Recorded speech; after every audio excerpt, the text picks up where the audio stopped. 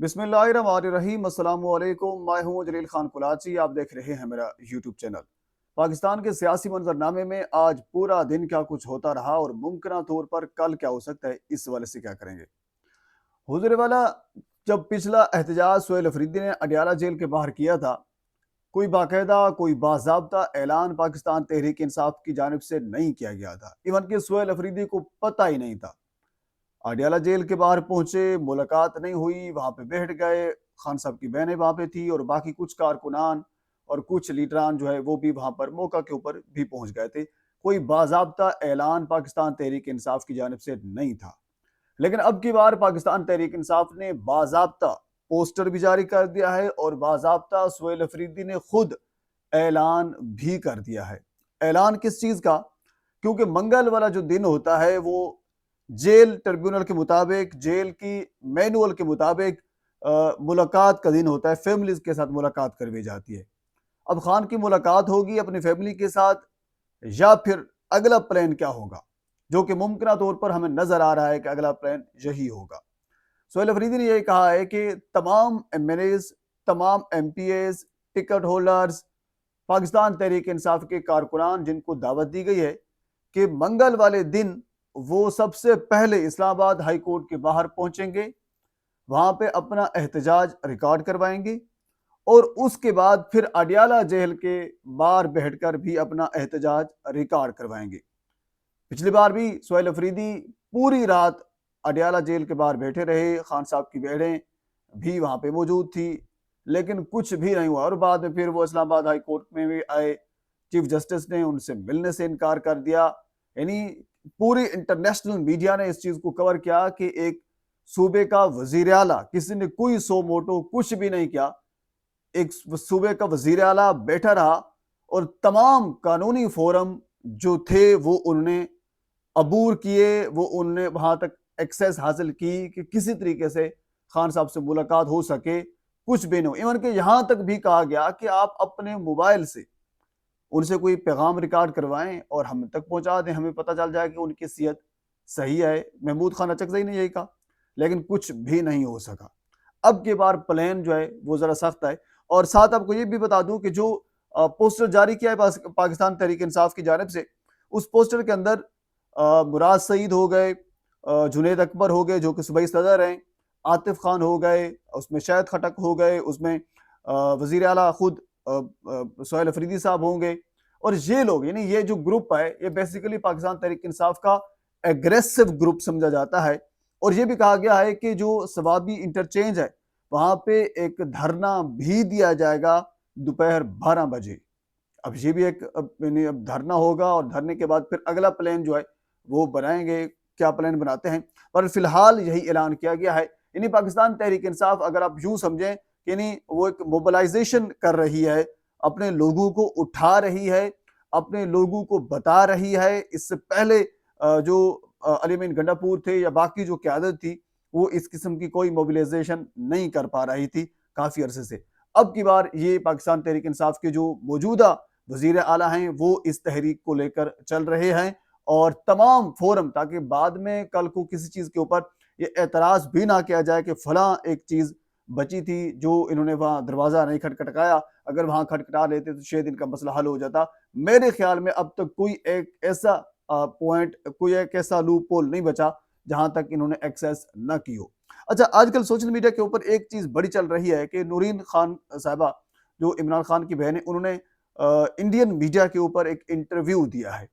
अच्छा, खुद मैं कई मरतबा इंडिया के जो टॉप रेटेड चैनल हैं वहां बैठकर कई मरतबा पाकिस्तान की नुमाइंदगी की है, मामलात को डिस्कस किया है। हमारे बहुत से जर्नलिस्ट हैं वहां पे बैठते हैं, बहुत से बाकी जो सियासी रहनुमा हैं वो भी इंडियन चैनल के ऊपर बैठते हैं। खुसूसन नून लीग के जो हामी लोग हैं, नून लीग हैं, वो इसके ऊपर एतराज कर रही है कि ये गद्दारी के जुमरे में आता है। कुछ दिन पहले टीवी टुडे की बाकायदा टीम नवाज शरीफ साहब से मिली थी, जिसमें मरियम नवाज साहबा भी मौजूद थी, मरियम औरंगजेब साहबा भी मौजूद थी और बाकी सारे मौजूद थे। खुद उनको अपने घर में बुलाया था और आज भी ये क्लिप टीवी टुडे का जो एक्स अकाउंट का हैंडल है वहां पे अभी भी आज भी ये मौजूद है। बरकत दत्त एक नामवर एक खातून जर्नलिस्ट है, वो कहाँ पे बैठी थी और नवाज शरीफ के पास क्या कर रही थी। اچھا اس کے آگے چلتے ہیں. اگلی بڑی اہم ترین چیز ہے، خود ارنب گوسوامی بڑے ریڈیوڈ جرنلسٹ ہیں بھارت کے، وہ ایک ایکسپریس ٹریبیون کا ایک حوالہ دے رہے تھے اپنے پروگرام کے اندر، جو کہ سوشل میڈیا کے اوپر بڑا وائرل ہے.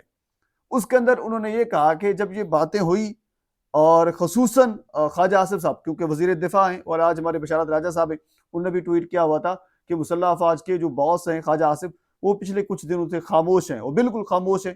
خاموش کیوں ہیں؟ ایکسپریس ٹریبیون کی یہ خبر ہے جس میں ارنب گوسوامی اس خبر کا حوالہ بھی دے رہے تھے.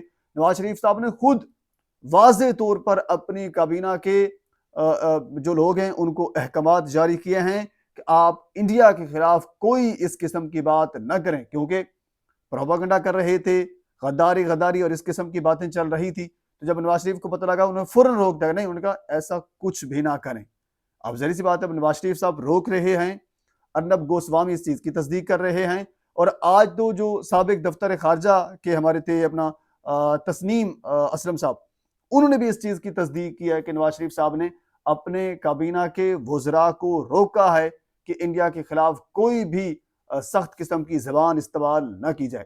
اور بارہا نواز شریف صاحب خود انڈین کئی چینلز کے اوپر بیٹھ کر، صرف نواز شریف صاحب نہیں، بلاول بھٹو، باقی تمام جو سیاسی لیڈران ہیں، میں یہ نہیں سمجھتا کہ ان کا بیٹھنا غلط تھا، ان کا بیٹھنا صحیح ہے. یہ سیاسی لیڈران بیٹھتے رہتے ہیں، اپنا موقف رکھتے رہتے ہیں، جرنلسٹ بھی بیٹھتے ہیں، باقی شخصیات بھی بیٹھتے ہیں، اس میں کوئی بات نہیں ہے. بالکل جب آپ اب اندازہ کریں پاکستان کا کون سا ایسا چینل ہے، کون سا ایسا پروگرام ہے جو علیمہ خان صاحبہ کو اپنے پروگرام میں بلا کر ان کا موقف لے. سوال ہی پیدا نہیں ہوتا. ظاہر سی بات ہے جب آپ ان کو سکرین نہیں دیں گے، جب آپ ان کو ٹائم نہیں دیں گے، جب آپ ان کی بات نہیں سنیں گے، تو انہوں نے ظاہر سی بات ہے سوشل میڈیا کا سہارا لینا ہے یا پھر انٹرنیشنل میڈیا کا سہارا لینا ہے. انٹرنیشنل میڈیا میں پھر بھارت کا بھی میڈیا آ سکتا ہے، اس میں افغانستان کا بھی آ سکتا ہے، اس میں بھارت امریکہ کا بھی آ سکتا ہے. انٹرنیشنل میڈیا پھر جس کا بھی ہوگا وہ اپنا موقف وہاں پہ رکھیں گے. اگر انہوں نے کوئی اس قسم کی بات کی ہے جو پاکستان کی سلامتی کے خلاف ہے، اس کے اوپر آپ بات کریں، سوال ہی پیدا نہیں ہوتا. ہاں، وہ کارگل کے اوپر جب نواز شریف صاحب بات کر چکے تھے تو وہ آن دا ریکارڈ آج بھی موجود ہے. بہرحال ہم تھوڑا سا آگے چلتے ہیں، اگر اس چیز کے اوپر ہم ڈسکس کرنے بیٹھ جائیں تو ویڈیو کافی لمبی ہو جائے گی. اگلی خبر انتہائی اہم ہے. ہری پور میں الیکشن ہوا تھا جس کو پاکستان تحریک انصاف نے دھاندلی زدہ الیکشن قرار دیا تھا اور الیکشن کمیشن کے اندر ایک درخواست بھی دائر کی تھی. آج الیکشن کمیشن نے اس درخواست کو خارج کر دیا اور یہ کہا کہ الیکشن ٹریبیونل جو بنے ہوئے ہیں وہاں پہ آپ درخواست جمع کرائیں، آپ ان سے رجوع کریں.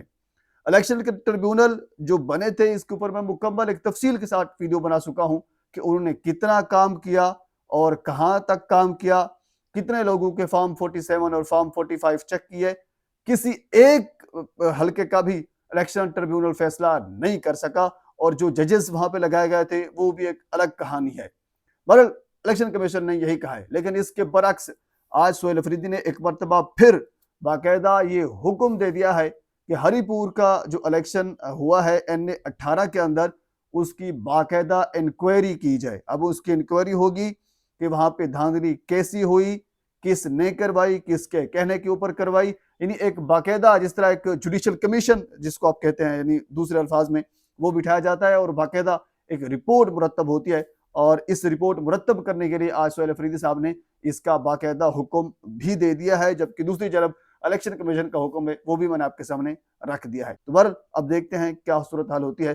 اب تک کی اپڈیٹ فی الحال یہی ہے. مزید اس سوال سے اگر کوئی چیز میرے تک پہنچتی ہے تو بر وقت آپ تک پہنچانے کی کوشش کروں گا. ایک مرتبہ آپ سے گزارش ہے میرے چینل کو سبسکرائب کر دیں تاکہ آنے والے ہر انفارمیٹیو ویڈیو آپ تک پہنچ سکے. اللہ حافظ.